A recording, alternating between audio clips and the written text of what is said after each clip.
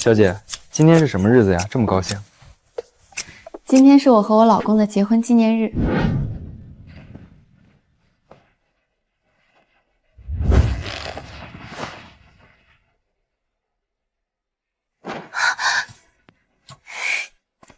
走，我们去楼上。浩辰，我回来啦。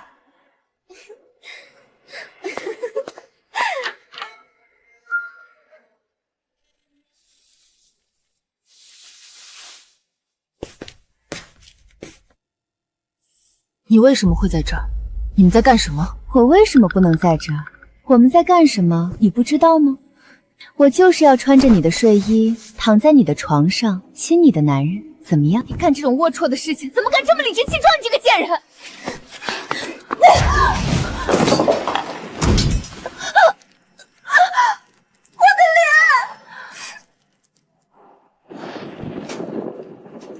林浅，别再闹了，我家不能没有孙子。你嫁进来3年，肚子一点动静没有。现在曼曼怀了我的孩子，你必须离婚。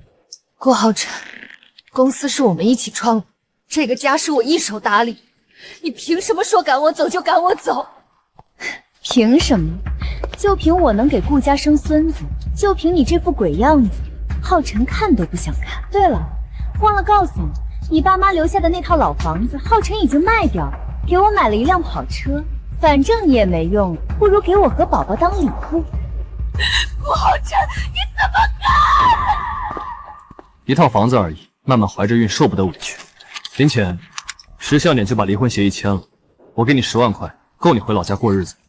10万块，郭浩辰，我陪你白手起家7年青春就值10万块。不然你还想要什么？要不是看在你当年帮过我的份上，我1分钱都不会给你。你现在就是一个只会花钱的黄脸婆。别给脸不要脸，赶紧签字滚蛋！我不会签字的，你居然敢打我！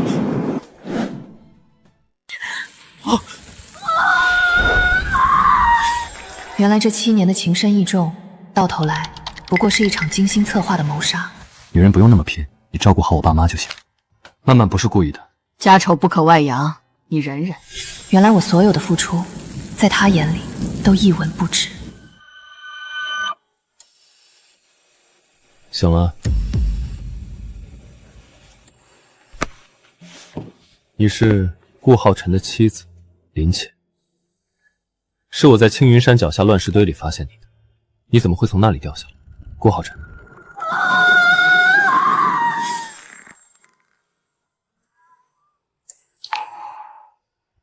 我已经封锁了所有消息，除了我和我的私人医生，没人知道你在这。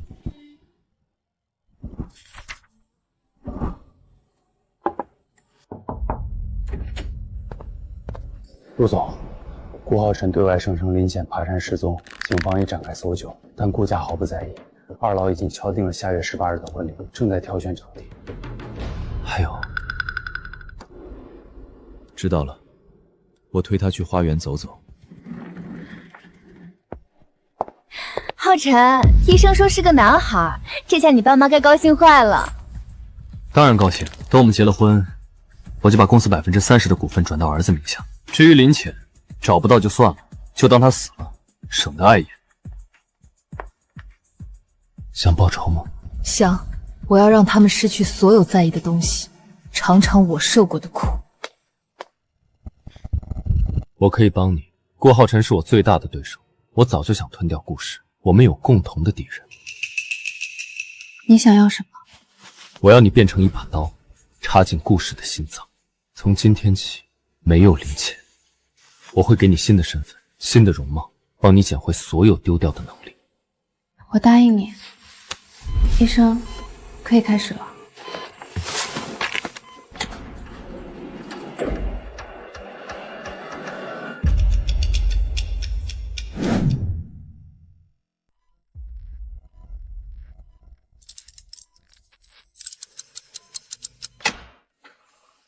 手术很顺利，但接下来72小时是感染高发期，一旦出现红肿、渗液，立刻通知我们。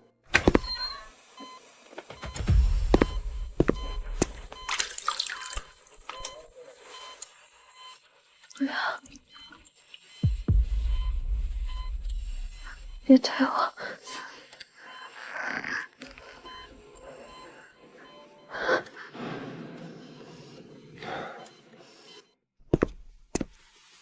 很好看。顾浩辰不是嫌弃我脸上的疤丑吗？苏曼不是总拿我的疤嘲笑我，那我就用这张脸亲手把他们拖进地狱。陆总，接下来的训练可以开始了。从今天起，你叫沈婉，我的远房侄女，从小在国外长大。3个月后，你会以麻省理工计算机系高材生身份进入陆氏集团招聘会，出现在顾浩辰面前。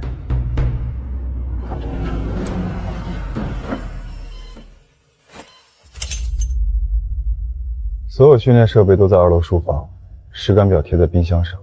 我给你1个月，捡回你丢掉的所有东西。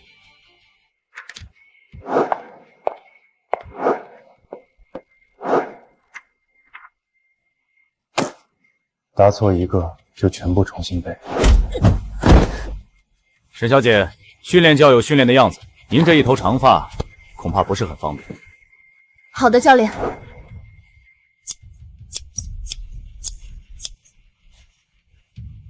浩辰，我要这个。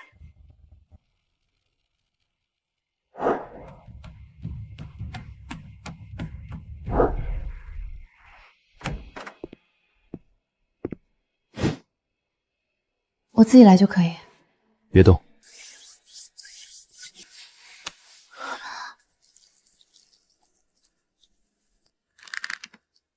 疼吗？不疼，这点疼算不了什么。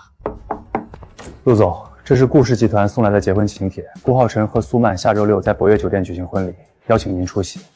顾浩辰和苏曼的婚礼邀请了全京城所有的名流，他们大概以为林浅早就已经尸骨无存。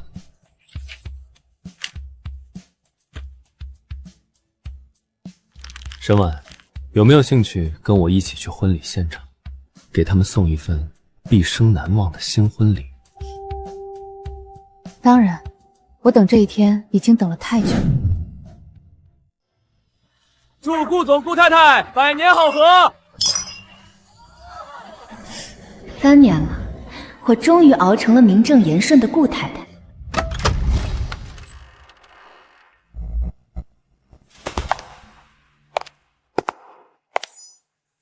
这个跟在陆总身边的女人，以前怎么从未在京师见过？林浅？不可能，她明明掉下了悬崖，那么高的山，怎么可能还活着？不可能，她右脸有大片烧伤疤，这个女人肌肤高洁，没有一点痕迹。更何况，她怎么可能有这样清冷耀眼的气场？一定是看错了。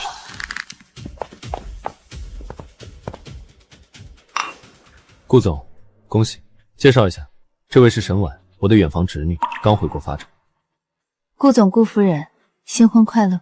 沈小姐，我们是不是在哪里见过？浩辰，你真是见了漂亮小姐就说这种话。沈小姐刚从国外回来，怎么可能见过你？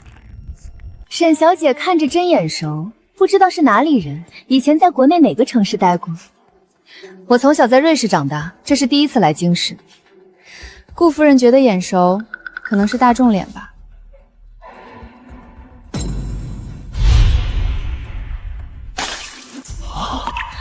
哎呀，不好意思，手滑了。没关系，林浅从前笨手笨脚，反应慢得很，绝不可能躲得这么快。看来顾夫人是婚礼太忙没站稳。既然如此，我们就不打扰。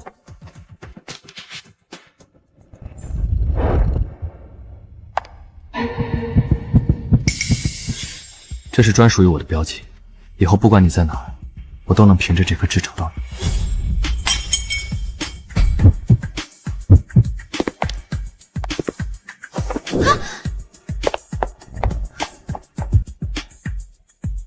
我必须要确认，这个女人到底是谁？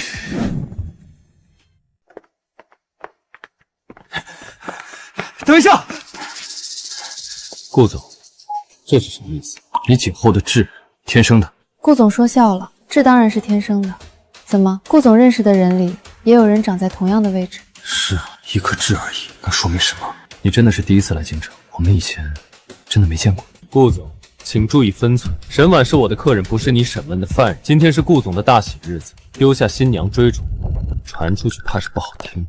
浩辰，宾客都在找你敬酒呢，怎么跑这儿来了？沈小姐别介意，浩辰就是太好客了。没关系，苏小姐。对了，沈小姐刚回国，是打算在京城常住吗？你学的什么专业？之前在瑞士做什么工作？金融与工商管理。之前在苏黎世的投行实习了半年。正好，我的首席秘书职位空缺，沈小姐有没有兴趣来试试？薪资待遇随便你看。浩辰，以沈小姐的能力，胜任这个位置绰绰有余。明天上午10点来顾氏总部面试，我亲自面。你自己拿主意。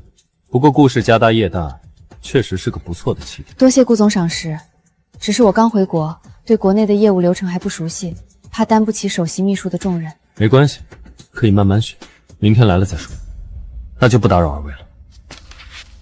就算他不是林浅又怎么样？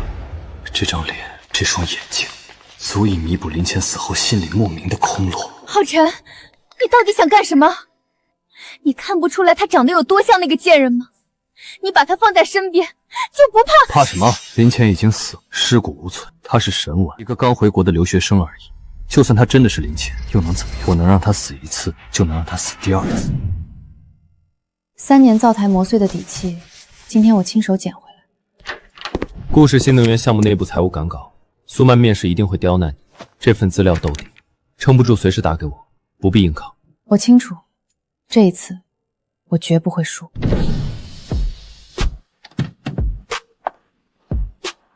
3年婚姻，2次屈辱踏入这里。今天我以求职者身份回来，拿回他们最真实的一切。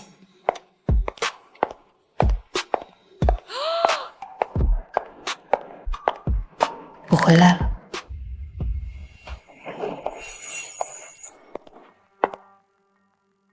沈小姐来了，快坐。浩岑临时有个紧急会议，特意嘱咐我先替他考考你，毕竟首席秘书要跟在他身边处理核心事务，光有漂亮远力可不够。这是我们正在推进的新能源项目财报，数据有点乱。给你10分钟，找出里面的核心问题，给我们一个结论。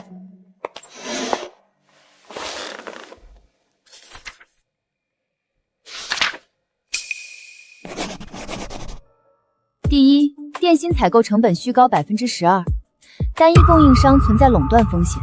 第二，项目未拿到正式环饼批售，违规前置开工。第三，标注回款周期18个月，实际测算现金流缺口超3亿，回款至少36个月。不用面了，你被录取了，首席秘书，薪资按最高档位，明天正式入职。浩辰，我觉得还是稳妥些好。沈小姐能力确实出众，但毕竟刚回国，对国内项目不熟。正好青云山度假村筹备缺牵头对接人，项目复杂很锻炼人，不如让沈小姐先负责对接这个项目。下周还要进山实地考察，也正好看看她的应变能力。你觉得呢？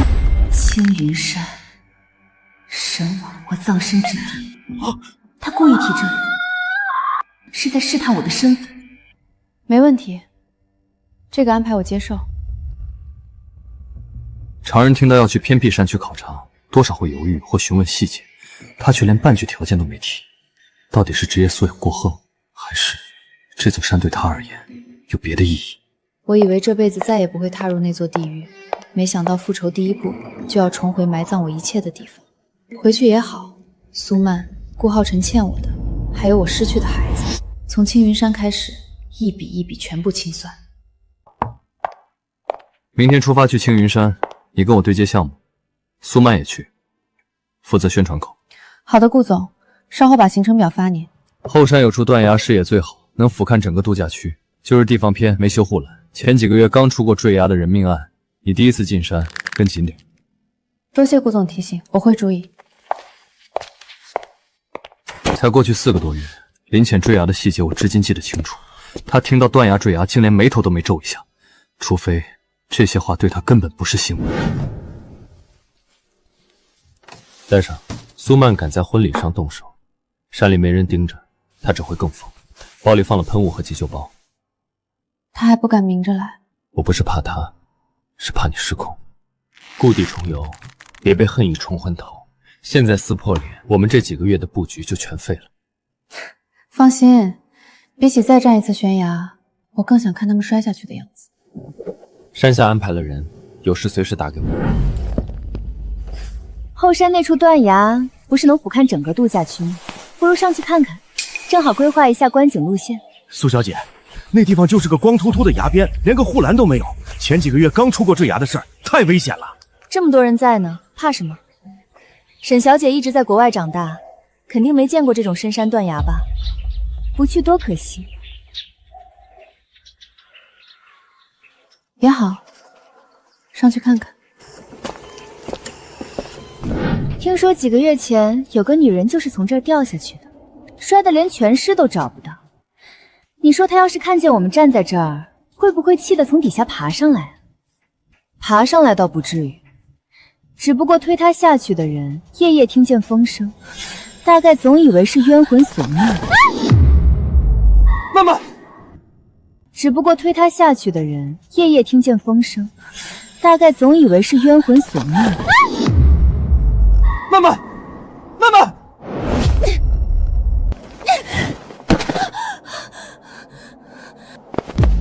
不可能，动作和林浅当年一样。这是结婚1周年他送我的礼物，坠崖那天我还带着。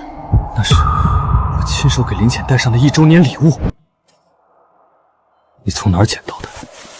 就在土里，顾总认识这枚胸针。小心点，顾总，不值钱的小东西罢了，别碰脏了您的手。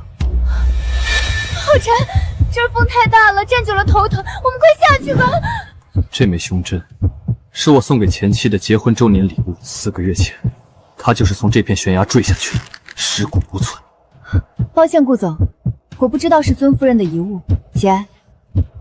只是我有些意外，既然这是尊夫人出事的地方，顾总怎么还会带着苏小姐来考察？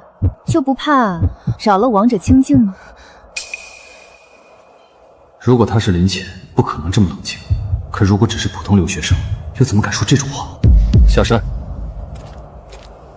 沈小姐，跟我一起走，有些项目上的事，路上说。你在瑞士待了几年？学校是哪所？导师是谁？我在苏黎瑞士联邦理工待了5年，导师是位量子计算领域的权威 Professor Dr. Hansen Weber。胸针的确是我的，可我坠崖时明明带着它，为什么会落在石缝里？难道有人回过崖边？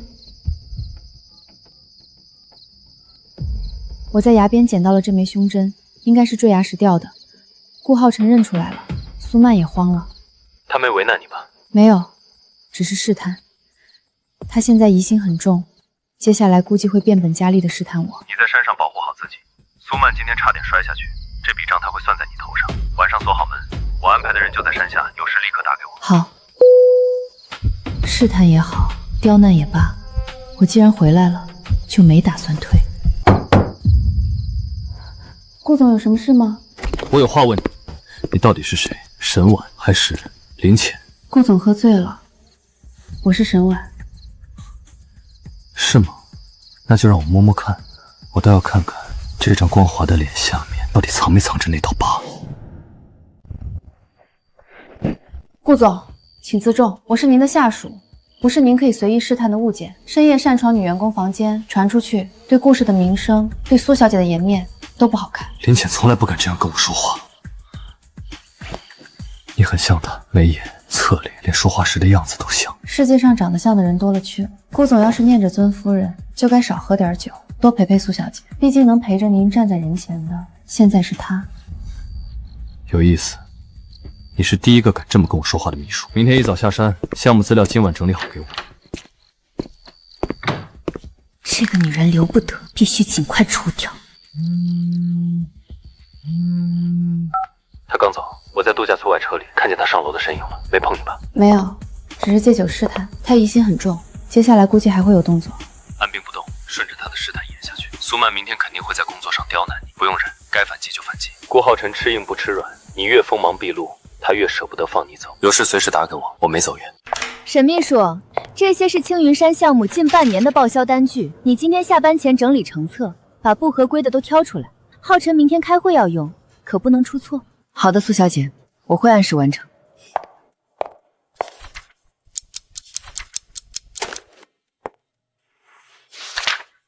做得很好，比我预想的好很多。下周5晚上顾家有家族晚宴，各界的合作伙伴都会来。你作为我的首席秘书，跟我一起出席，负责对接全程流程。你怎么来了？顾浩辰让你去周5的家族晚宴，明摆着是鸿门宴，顾家上下从旁支亲戚到老佣人，见过我的人不在少数。他就是想把我扔到人堆里，等着我露馅。慌了。最难缠的是老管家老陈，在顾家待了22年。你以前在家的时候，他没少仗着资历给你脸色看，但这个人贪财惜命，不敢乱站队。只要你不主动露马脚，他不会贸然戳穿你。旁支亲戚大多只在年宴上见过几面，早就记不清细节。顾老太太心善念旧，但眼神最毒。待会儿我教你几句应对的话。顾老爷子深居简出，1年见不了你2次，认出来的概率最低。还有这个动作改掉，临前想事情的时候总爱这么摩挲杯子边。晚宴我也会去，顾老爷子给陆氏发了邀请，真到了圆不上的地步，我会帮你解。记住，你不是一个人在演这场戏。这位就是新来的首席秘书，长得也太像前顾太太了，可不是吗？就是气质差太多了。前顾太太柔柔弱弱的，这位看着冷得很。沈秘书，老太太在偏厅歇着，你帮我把这碗燕窝送过去吧。她老人家口味挑，你仔细着点。好的，苏小姐。老夫人，您的燕窝。像，真是像。可惜我那苦命的孙媳妇儿命太薄了。老夫人节哀，外面宾客还等着，我先告退了。少，管家先生，麻烦让一下。表现不错，走，跟我去见爷爷。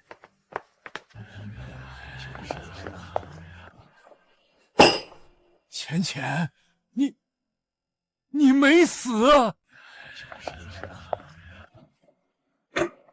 浅浅，你没死啊！顾老，我叫沈婉，刚从瑞士归国，并非您口中的故人。顾老许久未见故人，怕是睹物思人，一时恍惚了。沈婉是我的远房侄女，一直在瑞士求学，近日才回国定居。今日随我赴宴，倒是无意间让顾老触景伤情了。这般相像，真是世间巧合。是我老眼昏花，让你见笑了，沈小姐。无妨。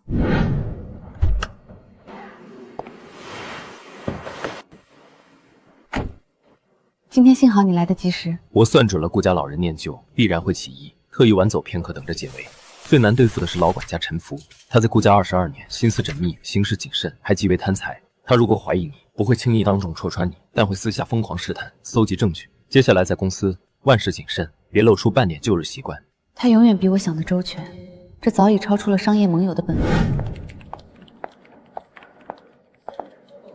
沈秘书，最近总裁办事务繁杂，你一人怕是忙不过来。我表妹刚留学毕业，专业对口，做事细心，我想让她来总裁办轮岗帮忙，也能替你分担些压力。多谢顾太太体恤，只是总裁办核心岗位入职需经过人事3重考核，总裁最终审批。若是随意安插人员，怕是不合公司规矩，也容易惹非议。原来是这样，那是我考虑不周了。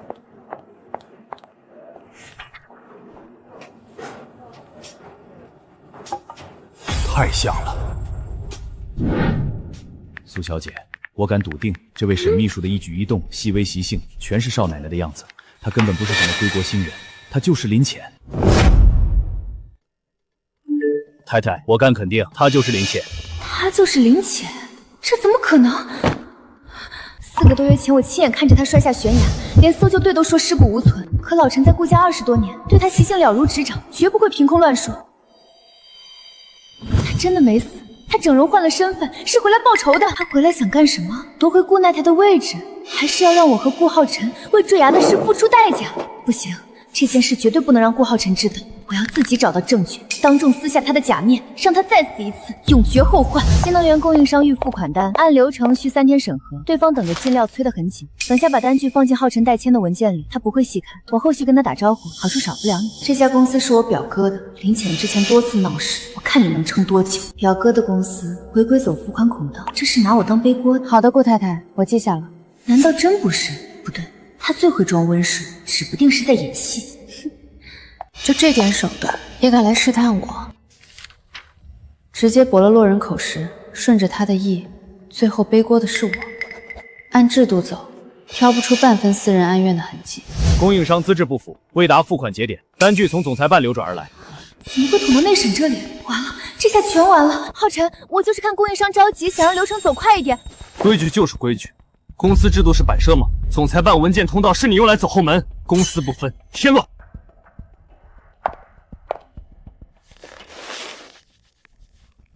城南巷的老糖水铺，我从没跟人提过，他怎么会知道？麻烦1碗玫瑰撞奶。小姐不用付，一位陆先生5年前就办了常年园卡，说等一位林小姐来取，费用直接从卡里扣。5年前，那时候我还叫林浅，还没认识顾浩辰。他为什么会知道这家店？他为什么一直帮我？陆敬晨到底是谁？他接近我，真的只是为了对付顾氏吗？青云山软装的事，还要麻烦您多费心。顾太太尽管放心，沈婉要是林浅回来报仇，绝不会眼睁睁看着这笔单子落地。浩辰，青云山软装的几家供应商我都筛过了，这家资质全，报价低，你忙的话就让沈秘书对接吧。沈婉，你跟采购部对接，审核后尽快报给我。好的，顾总。这家供应商偷换基材环保超标，绝对不能进顾家名了。果然，江山易改，本性难移。知道了，顾太太，核对资质后走正常内审流程。行，那你抓紧赶工期。沈秘书是为软装的事来的吧？顾太太打过招呼了，我们正准备走合同。资质看着是齐全，不过顾总交代，青云山必须抢10月1号试营业，原定45天的供货安装周间太长，我建议压缩到30天。30天？全屋转装从生产到上场，45天已经是极限，30天根本不可能。没有不可能，顾总说了，国庆档错过就要等明年5·1，项目回款要晚7个月。张主管要是觉得有难度，我去跟顾总汇报，看看是不是换一家能赶工期的供应商。我跟可方商量商量，尽量赶，但工期压这么紧，质量出了问题，采购部不担责。质量当然要担，我已经跟法务部打过招呼，合同里加一条，进场后第三方环保检测不达标，全额退款，同时按总工程款5%按天赔付工期损失。既然是顾太太推荐的优质商家，这点保障总该有吧？喂，张主管，怎么了？30天工期还加赔付，他沈婉算什么东西？真出了问题，全推到他督办不力头上，正好把人踢走。答应他，30天工期没问题，赔付条款也照加。新来的秘书想拿这个当业绩站稳脚跟，就让他拿。顾总，这是采购部与法务部联合优化的方案，工期压缩后仍能保障档期。这里是赔付条款。办得不错。今天的菜品有清蒸鱼、蔬菜沙拉免香菜。陆总知道我不吃香菜。上次吃饭你把香菜都挑去了，观察力而已。一晃7年，物是人非。这是陆敬晨。原来我们早就同届，7年前的编程大赛，他不是偶然去看，所有的巧合，或许全都是早有预谋。不管陆敬晨藏了多少过往，眼下我们是绑在一根绳上的盟友，复仇未完，容不得半分分心。沈秘书，软装合同敲定了，辛苦你盯着进度。说起来，你在瑞士念的中学，我前几年去旅游时路过，校门口那座青铜骑士雕像做的真精致。你念书时应该天天都能看到吧？我入校时校门刚翻新，雕像早就挪去体育馆侧院了，平时很少往那边去。顾太太倒是好兴致，连中学的雕像都留意得到。行，那你忙吧，抓紧赶进度。喂，顾太太，他答上来了，连雕像挪位置都知道，你那情报准不准？私家侦探刚回的信，他的学籍抵当天衣无缝，但越是完美越可疑。我已经托人去查他的出入境记录了，最多1周总能揪出破绽。抓紧，等拿到证据，我要让他身败名裂，从顾氏滚出去。顾氏新能源项目的核心参数，他下周要拿去招商会，你提前熟悉，到时候找机会劫走他的核心合作方。陆总，7年前全国编程大赛决赛，你是不是也在现场？在。所以当年你不是偶然看到我的代码，是特意去看的比赛？是，那时候就知道林浅是个很厉害的人。都过去了，现在我是沈婉。不管是林浅还是沈婉，这都是你自己。欧亚软装那边，苏曼肯定会在检测上动手脚。我料到了，这里面是欧亚近3年偷换基材、伪造检测报告的全部实锤，还有他们和苏曼私下转账的流水。不用硬撑，老陈在查你的海外履历和出入境记录，我让人动了手脚，他查不出实锤，但苏曼性子急，估计会提前搞小动作，你多留意。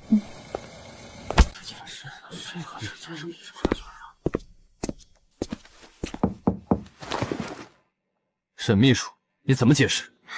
浩辰，别怪他，沈秘书刚接手，难免疏漏。不是疏漏，是供应商故意以次充好，合同批次尾号是07，这批是去年的库存尾货01。给我1晚上，我拿出完整证据，明天称会给所有人一个交代。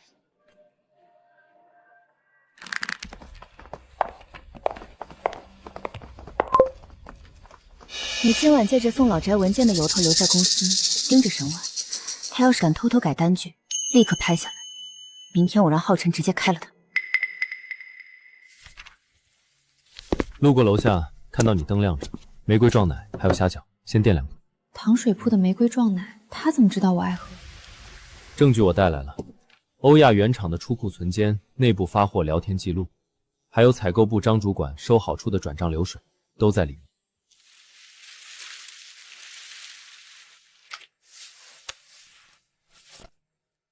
多大的人了，还毛手毛脚？证据我都理好了，你明天直接用就行，不用熬太晚。谢谢你，其实你不用特意跑一趟。我说过，你不是一个人，你只管往前冲，身后有我。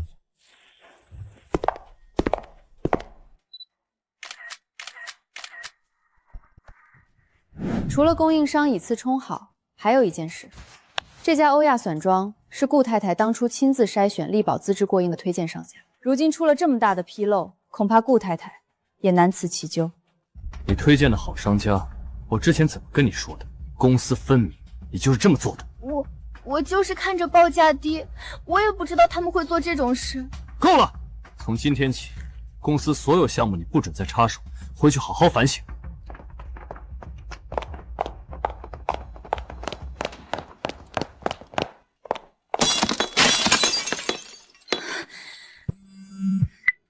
好啊，真是好得很，林浅，你居然勾着陆晋辰回来报复我！给我查，沈婉和陆晋之到底是什么关系？我要拿到他们私通的证据，让这对狗男女身败名裂！他喝咖啡永远只加半勺奶，不加糖。项目进度按这个节点推进，下周给我汇报。好的。连思考式秋桌面的节奏都和林浅分毫不差。今天的工作餐免香菜，口味做清淡些。沈秘书，这是顾总吩咐订的工作餐。好的，谢谢。这份特殊不必放在心上，公事公办就好。顾总对这位新秘书也太特殊了吧？他竟然亲自下厨，怎么突然想做饭？外面的菜太油，你这几天熬夜，吃点清淡的，都是你爱吃的。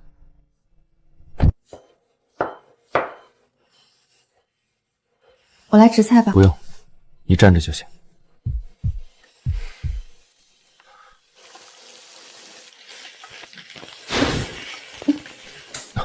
别揉，我看看。好了，没事了。谢谢。马上就好，去摆碗筷吧。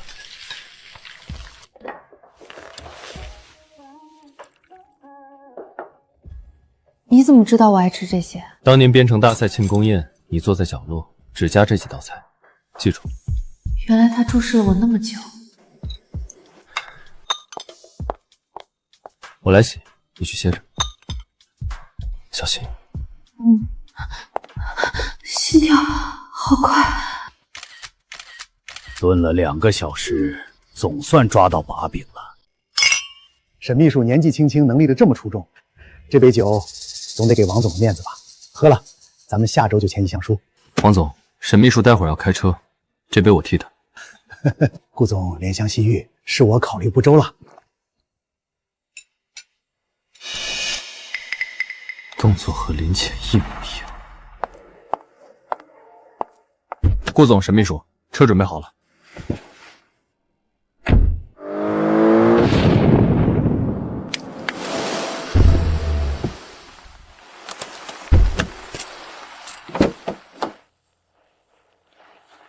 顾总，发动机进水了，救援车得40分钟才能到。你总让我想起一个故人。顾总说笑了，旁人总说我长了张大众脸。不是脸，是很多小习惯，比如思考时扣东西，喝咖啡只加半勺奶。他以前也这样。顾总这般念旧倒是难得，可惜我不是他，也不想当任何人的替身。林浅永远顺着我，他偏生这样带刺，让人移不开眼。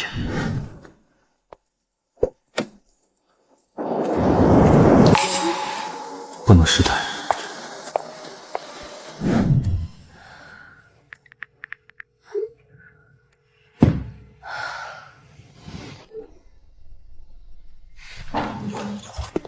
陆总，早上的签约会推到下午。他说过钥匙在。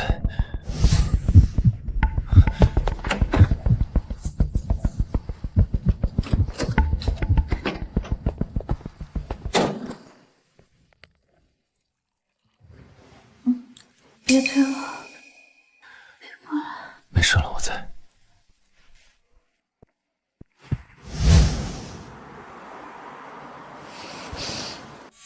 怎么会有周香？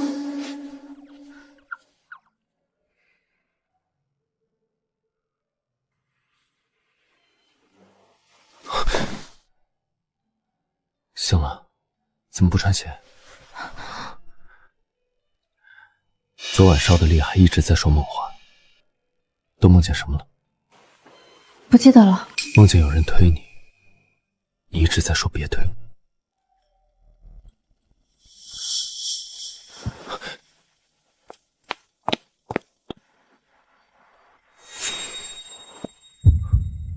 顾浩辰，我躲进卧室，你别让他进门。他端着总裁的架子，不会硬闯女员工的卧室。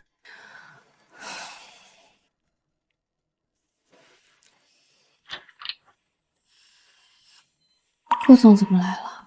听说你请假了，昨天换乘时淋了雨，估计发烧了，给你带了点清粥和药。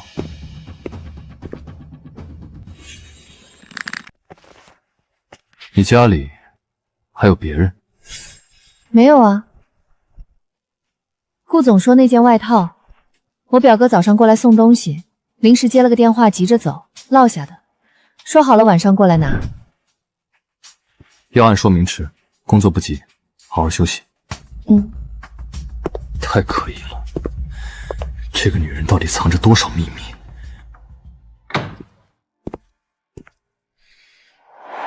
她看见了。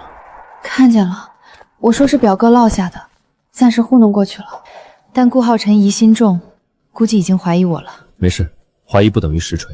刚才走得急是我疏忽，但这件外套会让他更放不下，接下来试探只会更多。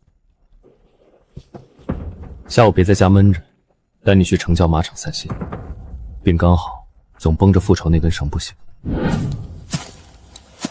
会骑吗？以前只在景区骑过一次，算不上会。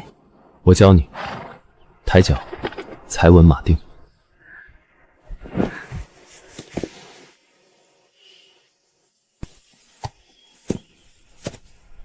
身体坐直，轻轻加马腹。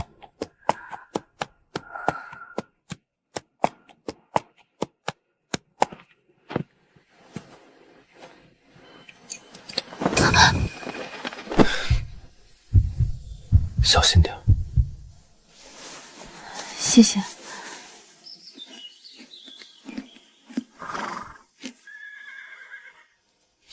陆敬晨，你帮我真的只是为了对付顾氏吗？顾氏是目标之一，但不是全部。你值得有人站在你这边，不是因为你有用，而是你本身就值得。好啊，真是好得很。想勾着浩辰博关注，后脚抱着陆继明搞肉梅，沈婉，你可真够下贱的。苏小姐，现在顾总对她正上心，咱们空口说白话，恐怕顾总不信，反倒怪您挑事。不信，我把这些照片匿名发到公司内网，再补充一些相关信息，让大家都来讨论。到时候相关的讨论声量起来，我就不信对方还能不受影响。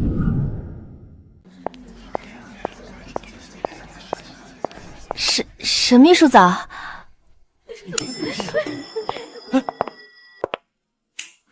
就是他，看见了吗？别说了。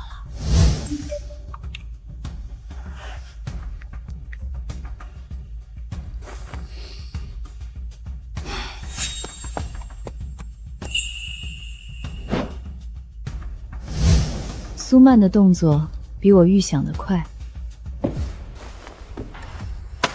沈秘书，接到匿名举报，你涉嫌泄露核心数据，按照合规流程，即刻暂停你的全部权限，等内线核查清楚再恢复。合规流程，顾总签字的核查令呢？首席秘书的项目权限是顾总亲自授权的，风控部单凭一封匿名举报就敢直接停权限，事态紧急，我们也是为了公司信息安全。顾总那边，我们稍后会补报备。不必稍后。授权函第3条写得很清楚，项目核心权限的调整必须由总裁亲笔签字和总裁办盖章。你们既没有签字，也没有盖章，单凭一张嘴就想停我的权限，是风控部的规矩改了，还是有人拿着鸡毛当令箭？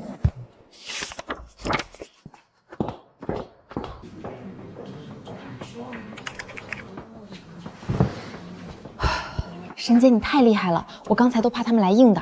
没什么，风控部向来只看顾浩辰的脸色，没点底气不敢直接冲过来。苏曼这道棋走得聪明，不亲自下场，只借着合规的刀杀人，成了能断我臂膀，不成也脏不到自己手上。真正的考验从来不是风控部的刁难，是顾浩辰的疑心。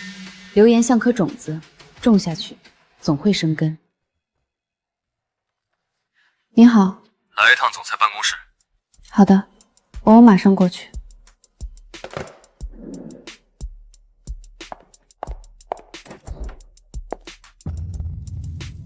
内网的帖子看了？看了，无凭无据的匿名造谣，顾总不会当真吧？当真不当真，要看有没有实锤。沈婉，你和陆晋辰真的只是叔侄？是或不是，顾总可以自己查。我入职的背景资料，人事部都有备案。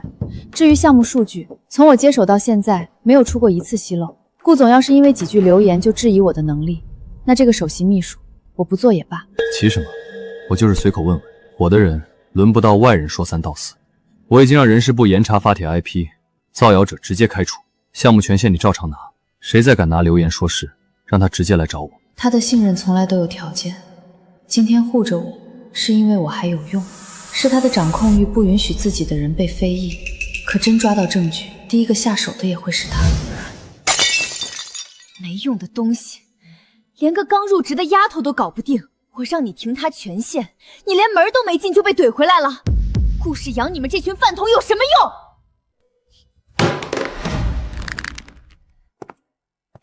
用？太太息怒，顾总现在正护着他，咱们明着来肯定吃亏。要不再等等？再等下去他都要骑到我头上了。八卦弄不死他，那就来实的。你去给我查他的出入境记录，查他海外学籍的底档。我就不信一个假身份能做得天衣无缝。只要抓到他身份造假的实锤，别说首席秘书，他能不能站着走出顾氏都不一定。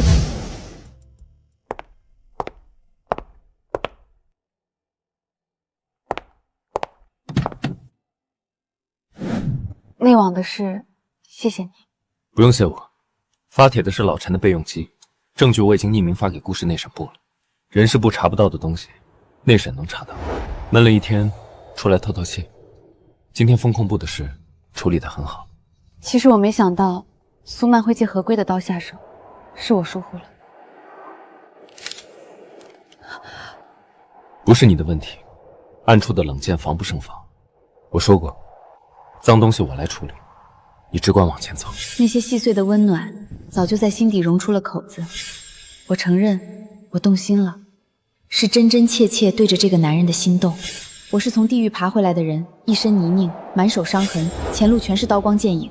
我的人生早就和复仇绑在一起，凭什么去沾他身上的光？陆总，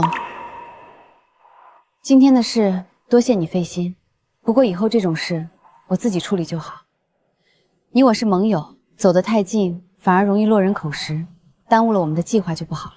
好，你自己把握分寸，有事随时找我。夜里风大，披着回去。心动是真的，可复仇更重要。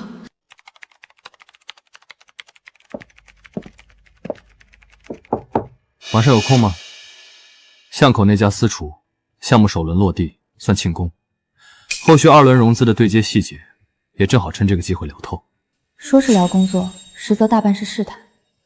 单独赴宴要应付他的越界，推辞反倒容易加重疑心。顾总请客，哪敢不去？只是我晚上回去还有点事儿，恐怕不能待太晚。不会耽误你太久。7点，我在楼下等你。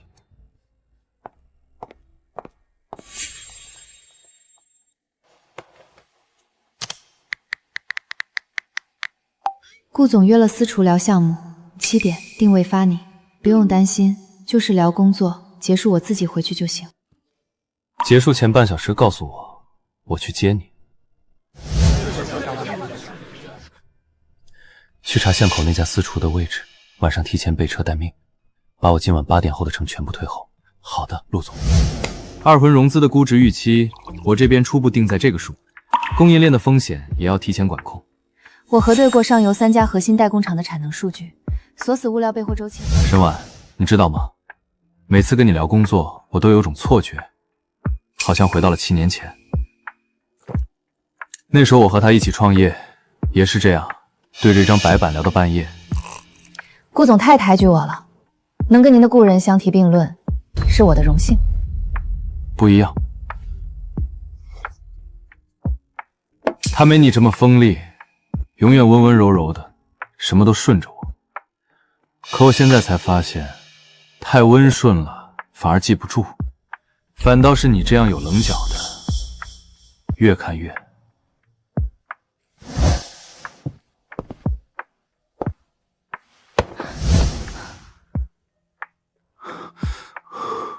浅浅，林姐，我好想你。我知道错了，以前是我混账，是我瞎了眼。你回来好不好？至于林浅，找不到就算了，就当他死了。顾总，你放开我！你看清楚，我是沈婉。别走，对不起，对不起，别走。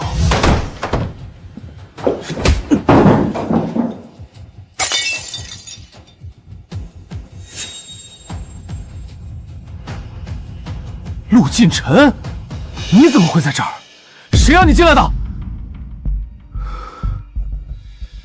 你们到底是什么关系？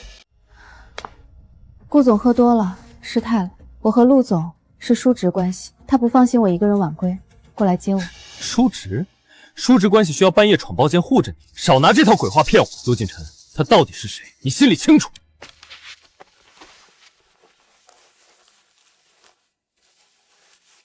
我们走。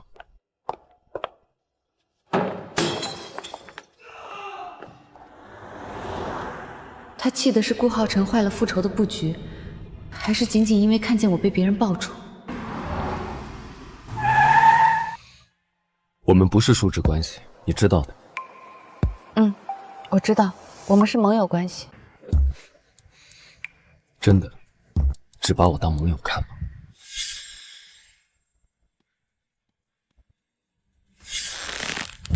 我还有大仇未报，凭什么拉着他陷进复仇的泥沼？我先上去了。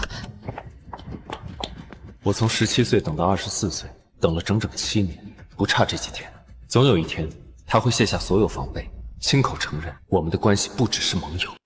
新能源项目2轮对接的核心资料，以后由你全权跟进，所有权限对你全开。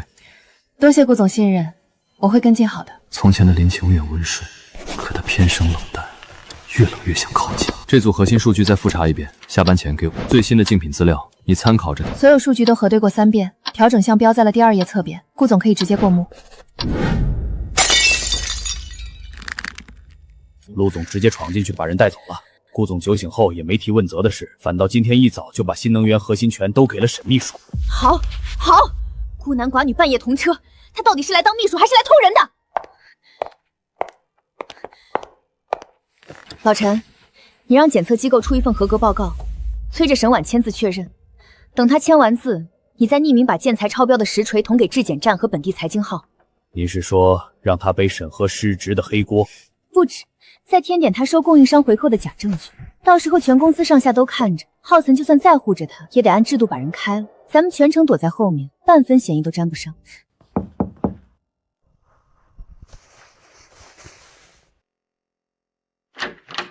你落在车上的，还有这支钢笔掉在座椅缝里了。麻烦陆总特意跑一趟，多谢了。不用总躲着我，我说过，不会逼你做任何你不愿意的决定。陆总睡笑了，我只是觉得盟友之间保持分寸，对大家都好。早点休息。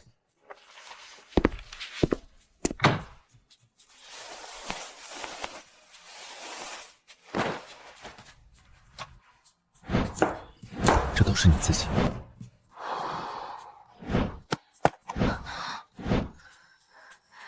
就保持这样吧，盟友就够了。太太，都打妥当了，验尸3天后，正好是沈秘书督办的节点，一抓一个准儿。3天，再等3天，我就要让身败名裂从顾省出去。至于陆敬晨，没了这颗安插在顾氏的棋子，我看他还怎么斗。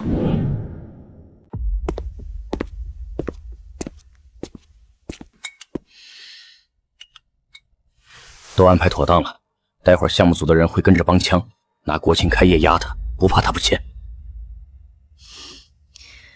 沈婉，我看你这次怎么躲。沈秘书可算来了，你看是我亲自筛的供应商，品质肯定有保障。你签个字，咱们这验收就算过了，后面也好赶工期。是啊，沈秘书，工期本来就紧，再拖下去国庆试验夜都赶不上，顾总那边也不好交代。数值做的天衣无缝，可惜假的永远真不了。签字吧，沈秘书。100万级以上软装采购必须留存进场样板，经第三方权威机构复产合格才能签字确认。这是进场当天我让行政部封存的样板，封条上有项目组和行政部双方的签字。我已经联系了市质检院下属的实验室，人半小时后到，现场采样封存，当天出结果。沈秘书，这是什么意思？官方认可的检测机构出的报告你不信，非要节外生枝，耽误了国庆开业的档期，几千万的损失，你担得起吗？正是因为担不起，才更要严谨。真金不怕火炼，顾太太力荐的商家总不会怕复审吧？还是说顾太太对这家供应商的质量心里没底？按制度来，复检一遍，大家都放心。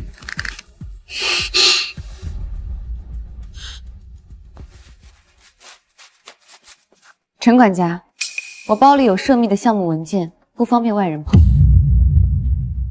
我就是看包快掉了，想帮忙扶一下。多谢好意，不必了。辛苦各位，麻烦按规范现场采样封存。我还有些家事要处理，先一步回去，结果后续同步我就行。按规定验收需甲方在场见证全程，还请顾太太稍作等候，等结果确认后再走也不迟。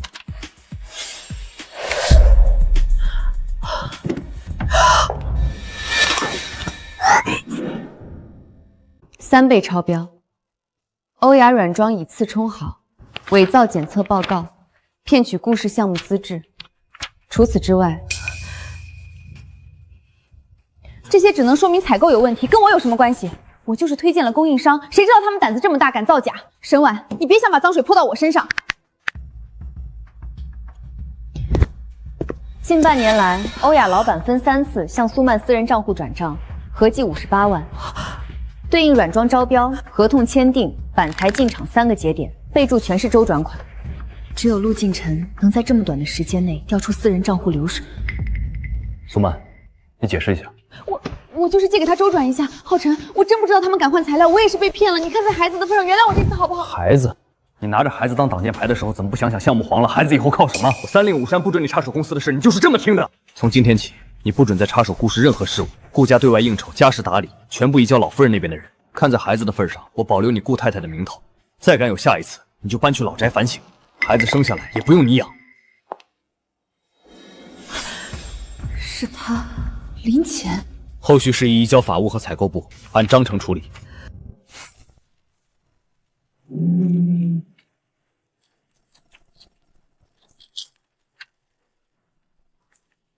多谢。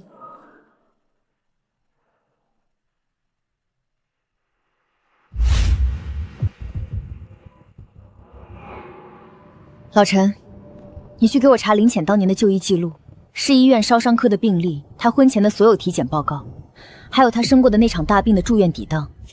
我要他身上所有疤痕的位置、大小、形状全都挖出来。太太，这都好几年了，医院的底档不好查。不好查就花钱买通，多少钱都无所谓，我倒要看看他脸能整，身子是不是也能换。下次我要当着顾浩辰的面，亲手撕开他的皮。太太，市医院的底档托人拿出来了，林浅婚前体检，大3那年腰腹磕伤的缝合记录全在这儿，左侧腰腹3寸长的旧疤，位置、尺寸写得清清楚楚。你去跟行政部总监说一声，就说我想着总裁办最近赶项目辛苦，让体检中心把高管体检提前到本周4，也算替浩辰体恤下属。机构就选城西的悦和体检中心，环境好也安静，适合我顺便过去做个产检。太太，我这就去办。沈姐，行政部刚通知咱们总裁办的年度体检提前到周4了，在悦和体检中心，说是顾太太特意安排的。苏曼刚吃了大亏，转头就好心安排体检。别掉以轻心，我的人刚查到，苏曼3天前突然调出了你当年在市医院的全部病历，包括你大3腰腹受伤的缝合记录。他安排体检就是奔着你腰上那道疤去的。我现在过去，你正常走流程，别露怯，也别轻易脱衣服。我半小时到。顾太太放心，我们外科检查本来就有腰腹触诊的项目，合情合理，保证给您看清楚，一丝一毫都不会漏。沈秘书来了，快去吧，项目多，别耽误时间。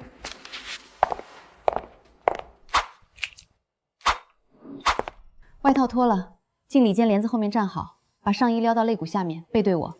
外科常规触诊，排查腰椎和皮下结节，高管久坐都容易出问题。怎么办？李主任，先停一下。陆总过来了，说这位沈小姐是他陆家的远亲，特意安排了私人医生做专属体检，人直接转去顶层私人诊室。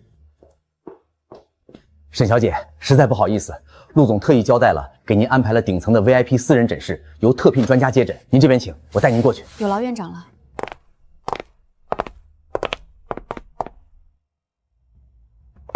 浩辰，你看陆敬晨怎么来了？他还要带沈婉去私人诊室，这摆明了是心虚。陆总说沈秘书是他陆家远房侄女，安排了特聘专家做专属体检，问您方不方便调整。既然陆总有心，那就去吧，毕竟是陆总的亲戚，照顾一下也是应该的。浩辰，可是没什么可是，体检而已，在哪里做不是做？你安心做产检，别管那么多。陆总吩咐过了，您的体检走简化流程，重点项目做完就行。报告我会直接密封好，送到陆氏总部。这哪里是体检，分明是陆敬晨给我找的避风港，既躲过了苏曼的圈套，又挑不出半分错处。刚才是不是吓到了？还好，我正想找借口拖时间，你就进来了。刚才确实慌了一瞬，要是再晚几秒，疤就彻底露了。我说过会在，就不会让你出事。检查做完了，走吧，带你去个地方。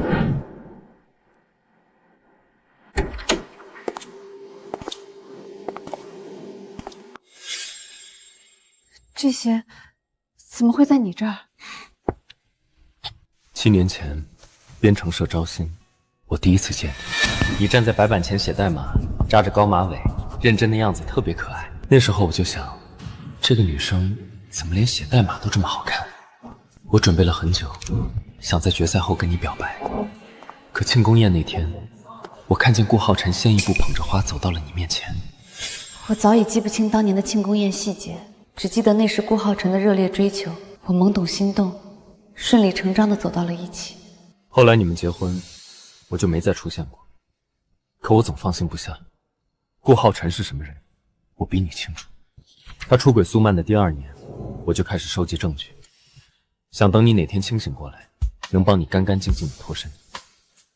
我没想过打扰你的生活，只想着万一你需要，我能帮你。青云山出事那天，我安插在老宅的人告诉我，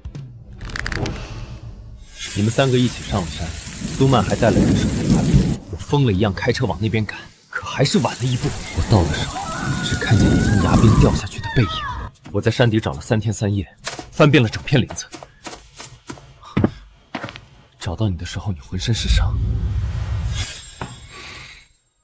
那3天我一直在想，如果我再早一点，再快一点，你是不是就不用受这些苦？你昏迷的21天，我每天都在自责，恨自己没早点站出来，恨自己让你一个人扛了那么久。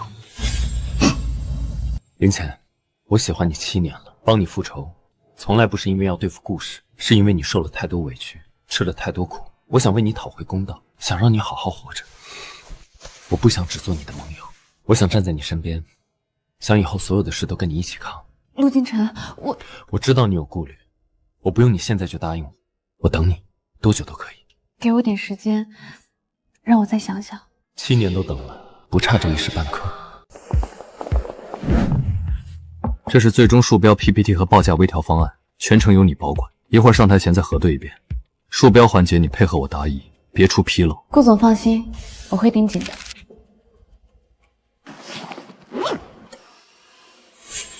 等会儿看到沈秘书单独出去，你就溜进休息室，用这个换掉他包里的 U 盘，动作快点，他出去接电话的时间不会太长。事成之后，剩下的钱立刻打你卡上。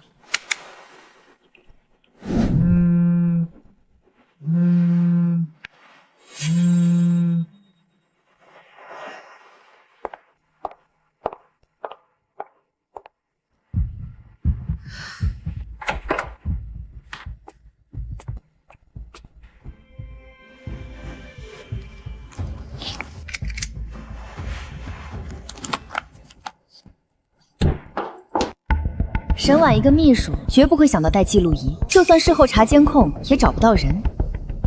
苏曼，你低估了我，更低估了陆敬晨。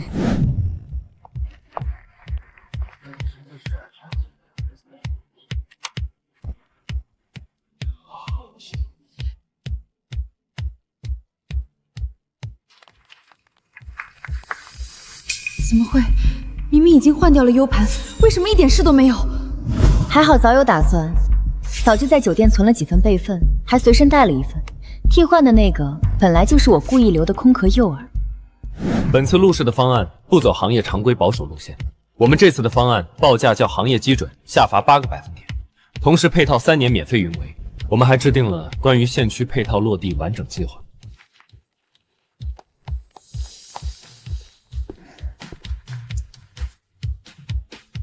这一局是我们2个人的胜利。怎么回事？我们的方案比陆氏差了整整1截，报价也刚好被压了一头。陆锦晨像是拿着我们的底案在做方案，是不是你泄露了标书？浩辰，你别生气，沈秘书也不是故意的，说不定就是陆氏准备的更充分。不必替他说话，我要一个解释。顾总，标书有没有泄露，我不敢打包票。但中场休息时，有人进过休息室，动过我的公文包。您可以看看这个。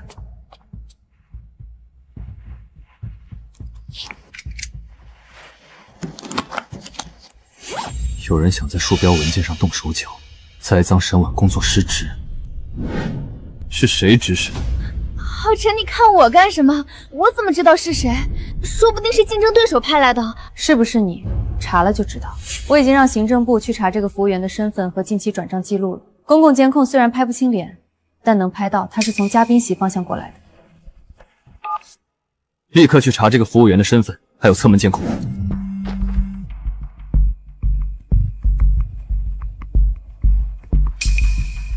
又是你，苏曼！我警告过你多少次，不准在公司的事上耍手段。几10亿的项目，你也敢拿来当你争风吃醋的筹码？我没有，是老陈私自做的，我不知道。你信我，我就是想给沈秘书一个教训，没想毁项目。你看孩子的份上，孩子，你每次都拿孩子当借口。从今天起，你搬去西郊别墅养胎，没有我的允许，不准踏出别墅半步。顾家内宅的权利、所有附属卡和投资权限全部收回。再敢碰公司的事，别怪我不念及孩子的情面。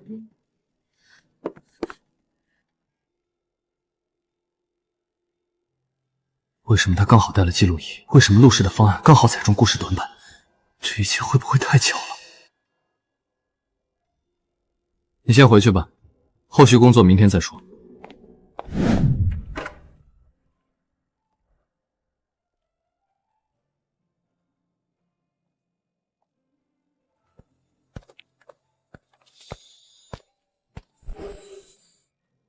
累了吧？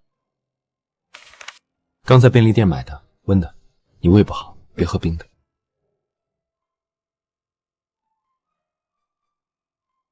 谢谢你，景晨。跟我不用客气。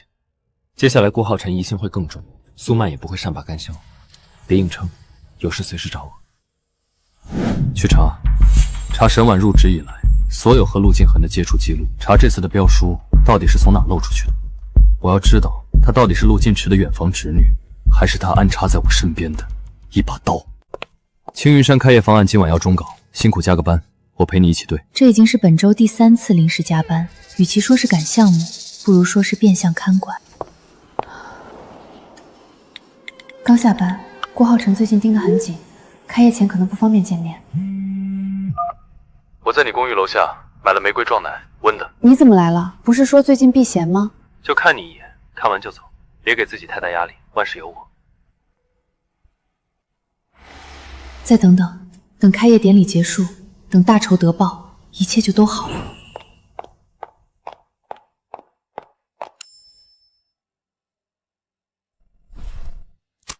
丁景西郊别墅，苏曼最近肯定有动作，开业前的安保再升一级，别出任何岔子。开业典礼当天，你安排人在后台撞他，就说宋文健失手泼茶水，务必撩他上衣验那道疤。现场媒体多，一旦验出他是林浅，记者就能把他生吞活剥。太太放心，我都安排妥当了，保证不沾咱们半分嫌疑。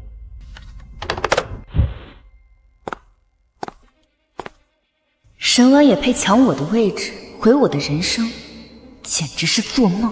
等开业典礼一过，这颗眼中钉就彻底拔了，到时候我就能风风光光搬回顾家主宅。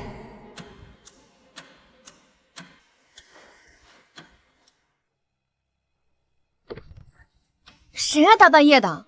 苏小姐，别来无恙啊！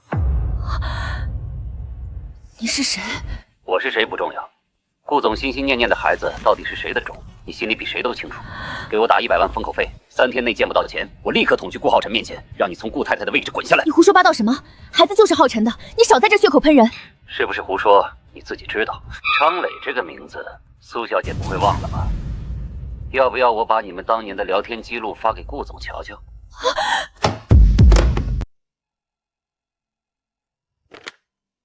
顾总，方案终稿放好，来我办公室一趟。好的，我马上过来。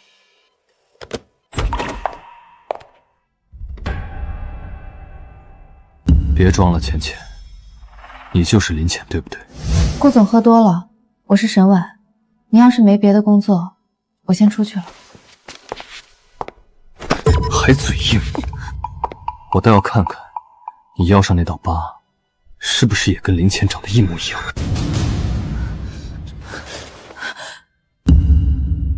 果然是你，浅浅，你果然回来了。顾浩辰，你混蛋！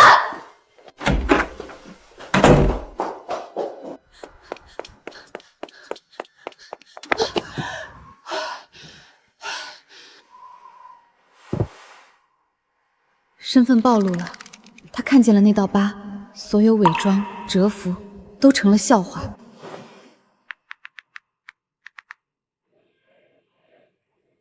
喂，星辰，他看见了，他看见我腰上的疤了。会议暂停，我有事出去。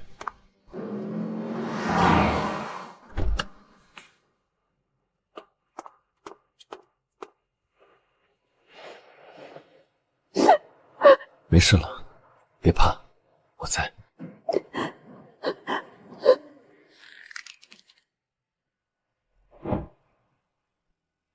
计划提前，开业前的媒体晚宴就动手，所有底牌全打出去，我不会再让他有机会碰你一根手指头。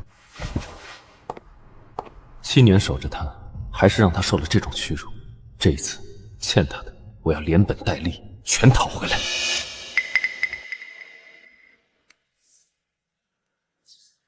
果然是他，我的浅浅真的回来了。这一次就算是锁，也要把他锁在身边，再也不会放手。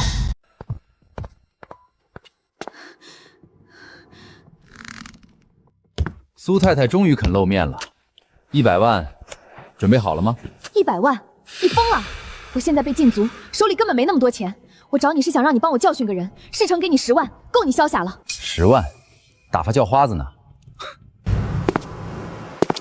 肚子里揣着顾家的种，100万都拿不出来。实话告诉你，不给钱也行。我明天就去顾氏找顾浩辰，问问他喜当爹是什么滋味。你敢？当初是你主动缠上来的，孩子的事你敢说出去半个字，我让你在这座城市待不下去。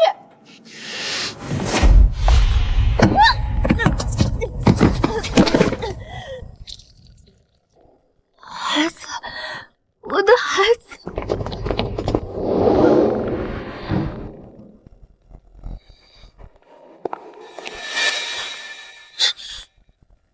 送他去医院，这个人看好，别让他跑了。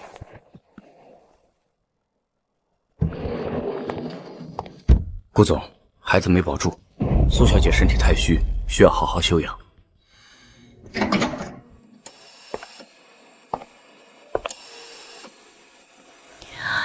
浩辰，对不起，是他推我的，我们的孩子没了。我们的孩子。苏曼，事到如今，你还要演吗？离婚吧，顾家的门你以后再也别想进了。财产按婚前协议走，你1分多余的都拿不到。我不离婚，浩辰，我知道错了，你再给我一次机会好不好？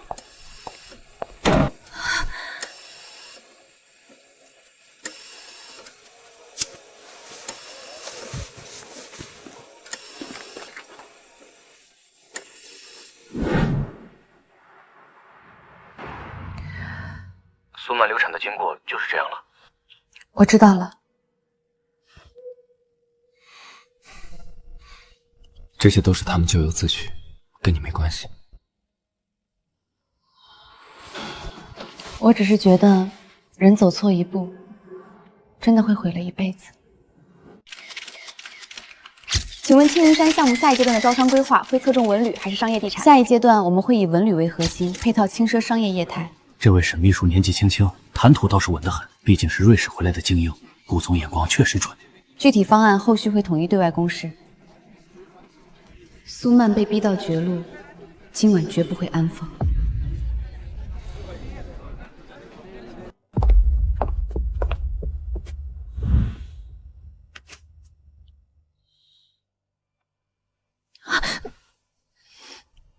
切，土包子。哪怕和沈婉同归于尽，也不能让他鸠占鹊巢。有请沈秘书。让开！我看谁敢拦我！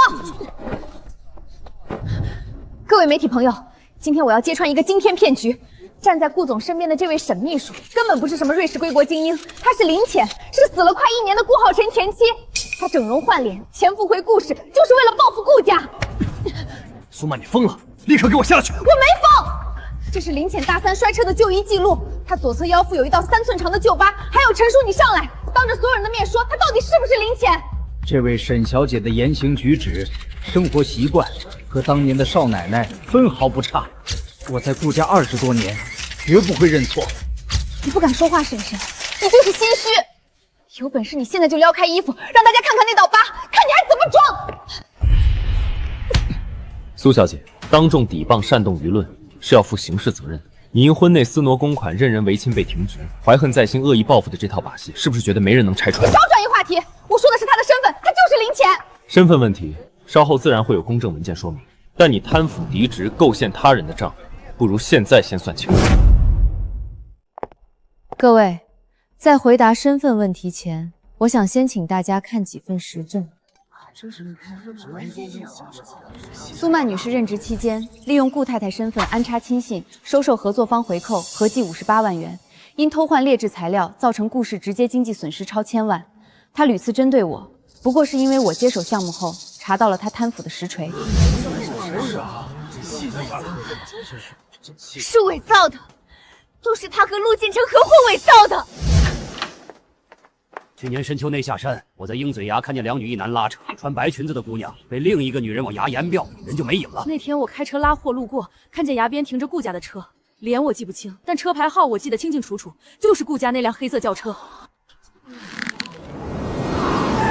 个蠢女人，做事留这么大的尾巴，如今还要把我拉下去。你胡说，是他自己站不稳掉下去的，跟我没关系。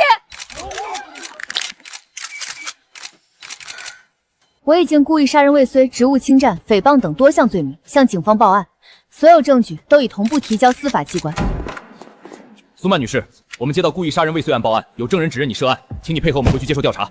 不是我，不是我。顾先生，据证人陈述，案发时有一名男性在场，后续可能需要您到相关办公点配合去问询，请您保持灵通。沈小姐，那你到底是不是林浅？我是谁，从来不是重点。做错事的人已经落网，剩下的账我会一笔一笔慢慢算。他就是林浅，苏曼只是第一个，接下来他要清算的，就是当年站在伞下冷眼旁观的我。苏曼只是第一步，谢谢你，又一次站在我这边。我说过，你不用一个人扛，我不会就这么束手就擒。不管他是沈婉还是林浅，不管他想翻多少旧账，这场博弈我奉陪到底。全锅甩给苏曼，切割故事干写，10点召开发布会就。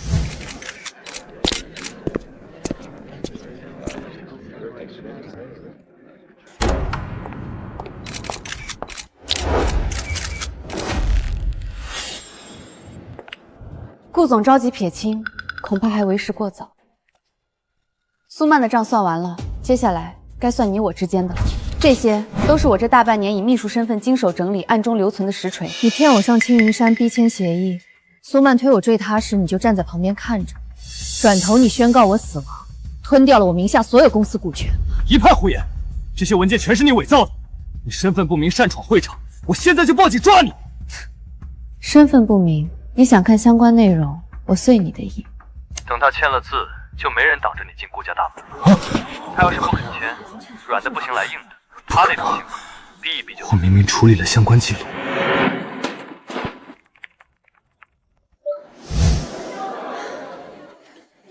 事到如今，也没必要瞒了。各位不用猜，我就是林浅。坠崖后，我被陆总救下，侥幸活了下来，整容修复了脸上的疤，换了身份重回顾氏，就是要让所有害过我的人付出应有的代价。他真的回来了，是回来向我索债的。郭浩辰先生，我们接到林浅女士的报案，针对你涉嫌职务村占、故意杀人未遂共犯一案，请你跟我们回所配合调查。浅浅，我知道错了，当年是我鬼迷心窍，你再给我一次机会。7年感情，一场生死，到最后只剩面目全非的不堪。大仇眼看得报，为什么心里只剩空茫？都结束了。我以为我会很开心，可是好像没有。恨了太久，忽然放下，总会空一块。没关系，慢慢来。故事的后续清算、法律流程都有我。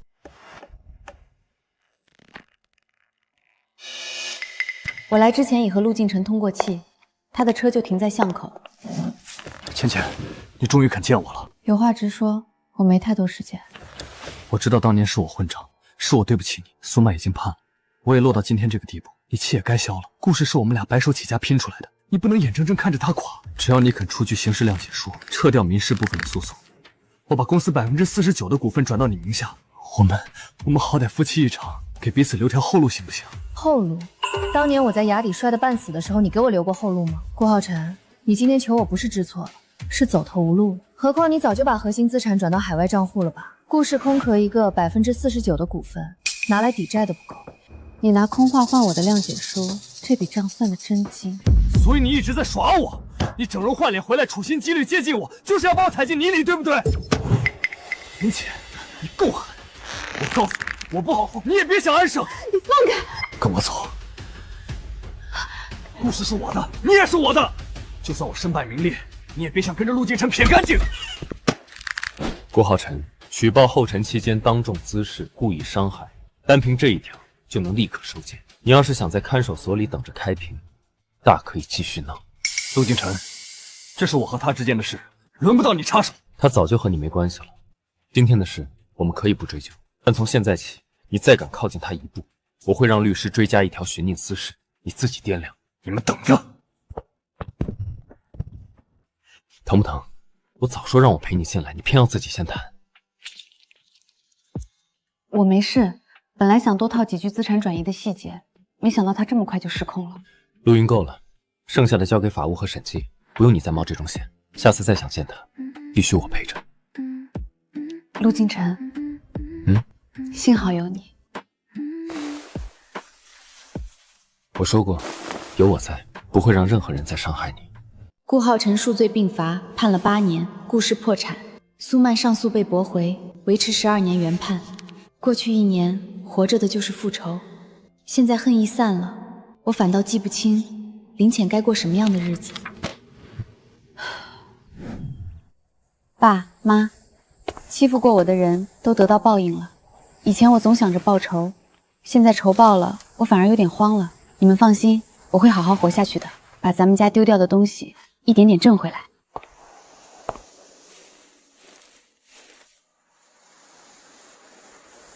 什么时候来的？你出门我就跟着了，炖了点银耳羹，温的，怕你兴许难过。城南的玫瑰撞奶刚出锅的。接下来的日子，陆金晨没提感情，只是每天都出现在我的生活中。他从不问我什么时候走出来。这家的烧茄子你以前说过爱吃，这本评价不错，你可以看看。只是用润物细无声的陪伴，一点点填满我心里空出来的那块地方。以前我总觉得复仇结束那天我会特别高兴，可真到了这一天，反而有点不真实。正常，恨了太久，突然放下，总要缓一缓。之前听你说过，大学毕业本来打算去雁南的，后来创业耽误了，现在有空了，要不要一起去看看？就当散散心。我自己都快忘了的小事，他居然记了这么多年。好，醒了，巷口阿婆的摊子刚出摊，你说过想吃甜口的，我特意让多放了红糖。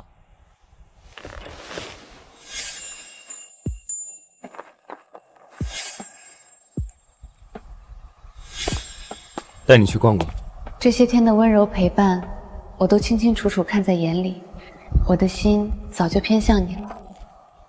想什么呢？下午想去喜洲那边看看吗？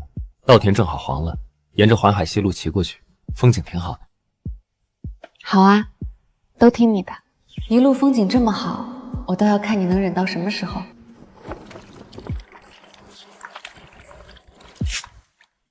别蹭到衣服上。小姑娘，你男朋友心细得很。刚才你蹲下去的时候，他一直伸手在后面挡着，怕你磕到石台子。这样染出来花纹更好看。当年在商场上步步为营，把故事搅得天翻地覆的陆总，怎么到了感情上，反倒比我还怂？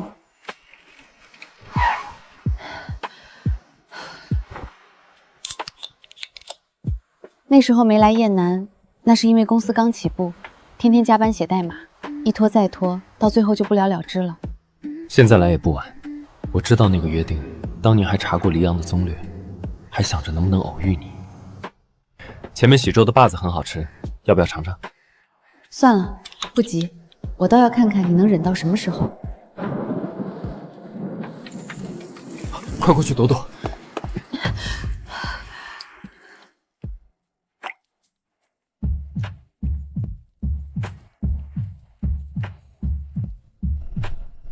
沾到雨了，擦擦吧。陆金晨，你带我来黎阳，真的就只是为了陪我散心吗？我怕太急了，你还没完全放下过去，我不想早就放下了。陆金晨，我不是在等自己走出来，我是在等你一句话。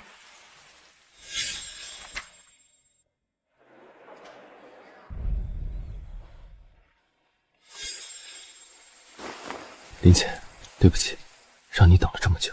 从大学图书馆第一次见你，我就喜欢你。那时候你站在领奖台上，眼睛亮得像星星，我站在人群里，连上去打招呼的勇气都没有。后来看着你创业，看着你结婚，我告诉自己，只要你过得好就够了。直到青云山出事，我才知道，我根本做不到只远远看着。我带你回来，帮你复仇，从来都不是为了故事，我只是想让你了结心愿，想让你好好活下去。这些天在黎阳，我每天都很开心，可我不敢说，我怕你只是习惯了有人陪，怕你还没准备好开始新的生活。可我现在不想只做陪你的朋友了，我想做你以后的依靠，想陪你走剩下所有的路，想把你受过的所有苦，都一点点换成糖。你愿意给我这个机会吗？我愿意。